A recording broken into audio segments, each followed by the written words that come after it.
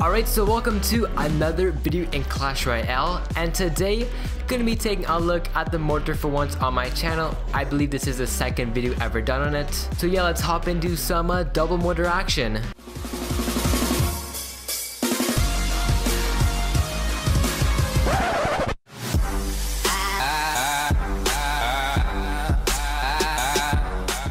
Alright, so gonna be facing Timray from Ensemble, and our starting hand is okay, I guess you could say. So here's a very funny thing at the beginning. Me and Timray are both gonna be waiting for each other to put down the first card. Of course, you know, I was more patient, so I am gonna win. And now we're gonna be playing defensively. I'm gonna put down my Barbarians, of course, to counter down his Hog Rider.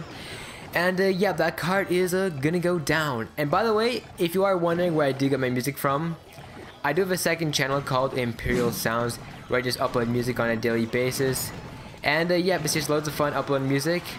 It's nice to find new beats every single day. And soon I will be getting a music mixer, which is basically a thing that it animates the music that's happening, sort of like what Trap Nation has. So there we go.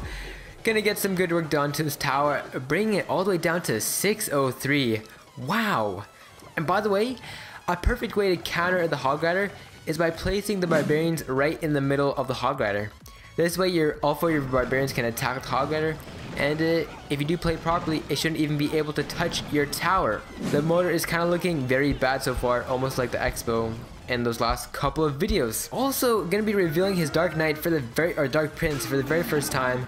I have no idea why I keep getting that word mixed up, but yep.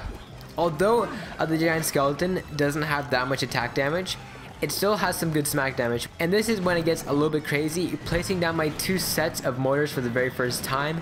And also our friend Timray, I believe he did just disconnect because he's not placing down any cards and he's maxing out a 10 elixir, so it's just good for me.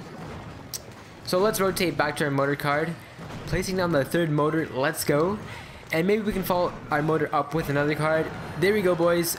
4 mortars down on the field at once. I would definitely use this for a thumbnail, but some of you would probably just assume that's clickbait, so I'm not going to do that. So there we go. First win with the Mortar deck. Although we were facing a disconnected player, I still think that we are kind of dominating at the very first half of the replay. So now let's see how this deck actually performs, and let's head into some live action. Alright, so we're going to be facing Oscar with our Mortar deck. Thank goodness we do have our skeleton at the very start of our hand. It just means that I can hopefully build up a big push like usual. Let's see what Oscar does have. I'm just going to wait to see what he does put down.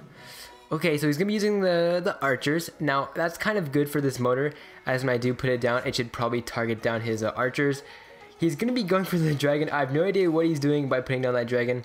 But now it's kind of be funny. Let's go ahead and put down our double mortar. That's kind of a bad play, but hopefully with our skeletons, we can just keep his Barbarians in range of our Giant Skeleton's bomb, and just like that, gonna take out his Ice Wizard and also take down his cards. I was really hoping to get some big damage off for their 2 mortars, but that Fireball is definitely gonna take down our big advancement. Putting down the Giant Skeleton once again. Let's go ahead and put down our Barbarians instead of putting down a second mortar, because that's kind of a silly decision. Let's go ahead and put down our Fireball. That was a good play because we also tagged down his Hog Rider. Instead of putting down the double mortar strategy, let's go ahead and put down the double Giant Skeleton. I just think that'd be pretty jokes. Unfortunately, gonna lose our Giant Skeletons to a bunch of archers, which is very sad.